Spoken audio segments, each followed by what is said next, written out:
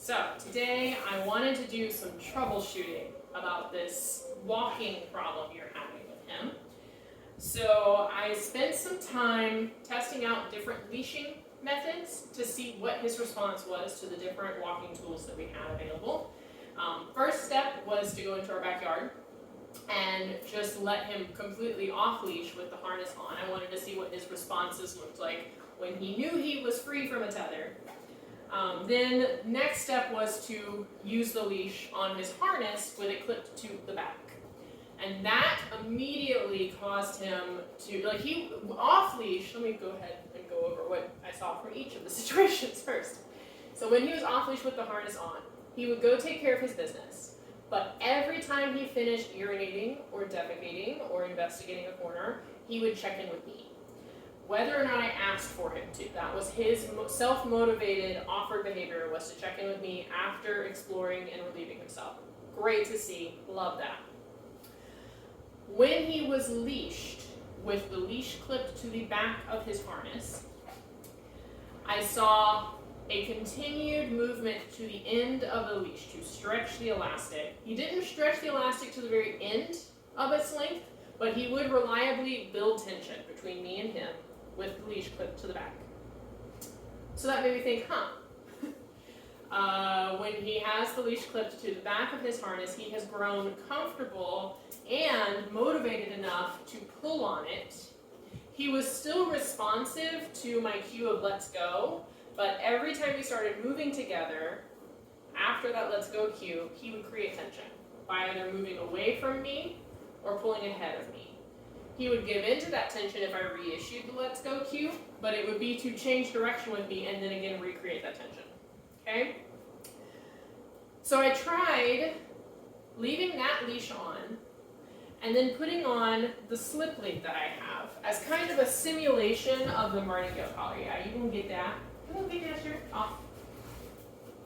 Yeah. So I have this kind of thicker slip lead, and we use this to simulate a martingale. You say no. Let me go. Let's go.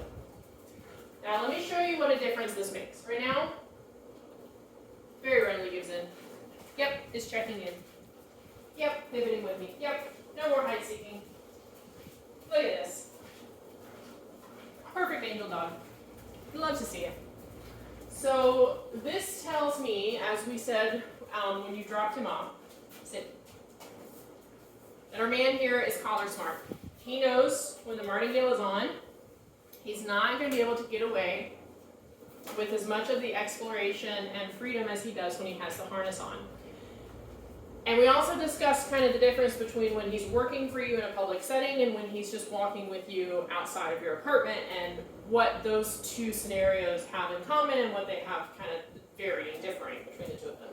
So what I recommend that you do, first, always clip, when you're walking him, always clip your leash to the front declip of his harness. So this one right here, not the back one. Okay? Because if he starts to pull and create tension, the harness is going to shift and turn him around. Okay? Now that by itself is not enough to stop him from pulling. But what it does do is limit the strength of his pulling. Limit his ability to lean into that tug and really yoink you behind him. Okay? And just the fact that he has to pivot sideways if he does pull forward is going to prompt him to check in with you, and then you can bring him back to you and really put a focus on loose leash movement together for a little bit before issuing your termination cue. Not sure if you're still using that cue, but basically it's your free cue. I'm struggling to remember if we're using free for him or if we're using thank you. I like to use thank you. He responded to both today because I was throwing both of them out. So basically what we're doing, where's our, I'll put it down. Clipping into the front. No, I have that. I have that. Look. Let's go. So he's clipped to the front. If he does pull forward, yep, he's immediately pivoted around, and I can reward for that. I can reward for that pivot, even though it wasn't his idea in the first place. And this is just like the, engage, disengage session that we introduced a long time ago. You're marking for the moment, good boy. The moment he steps back towards you, that is what you're marking and rewarding for. And that third time around, he's no longer pulling on the leash. Okay? So use the front flip. That way if he does pull ahead, he's forced to pivot and face you. If you're okay with him pulling and running and dashing around, you can flip to the back. But I don't think that we ever want that to be okay. And what I want you to do, when he has been walking very nicely for you periodically, sit, prompt him to sit. He likes to settle into it down, we know this. And then you can use your termination cue, free, and let him go through the exploring that he wants to do with the leash still spaced comfortably. Okay? He can tell you when he's done exploring, done investigating. He'll check in with you. We've seen that. He even does that on off leash now. And when he does give you that attention, you can mark for that and use your hand target to ask him kind of, okay, is he ready to move back towards you and continue the walk, or does he want to continue exploring? Silas, good boy. You ready? You ready? Let's go. Do you want to bring them with you? Yeah. There you go. It's an equal trade. You get a cookie and I get the hedgehog.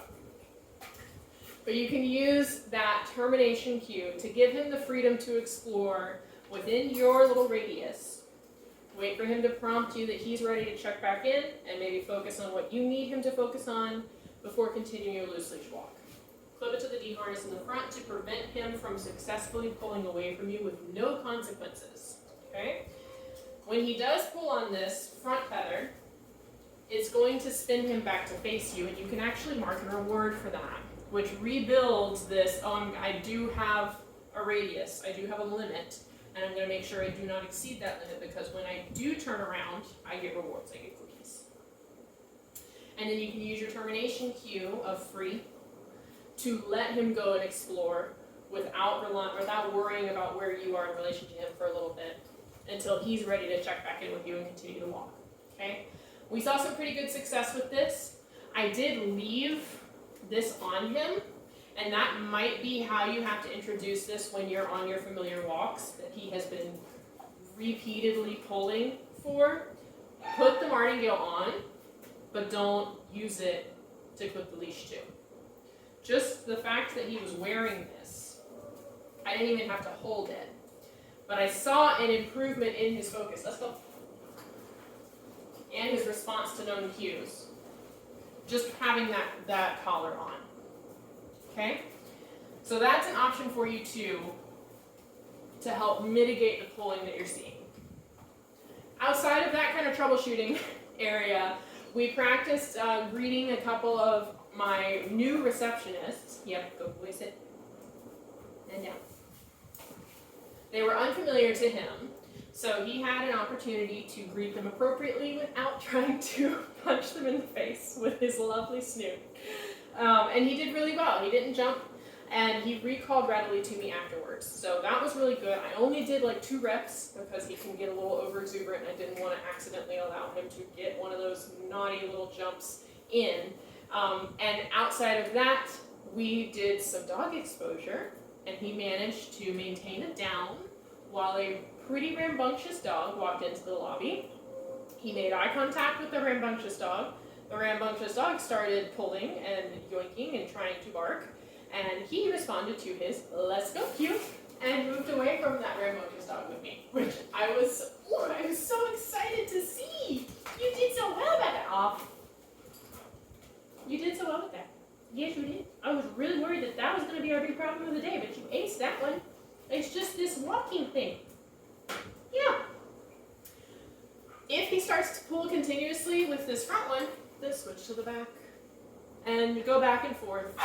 He is such a smart boy that he's going to find a pattern in whatever routine you try to establish with him. So part of keeping a working dog working is to mix it up. If he gets used to responding and reacting a certain way to one stimulus, change the stimulus. Yep. and then reward.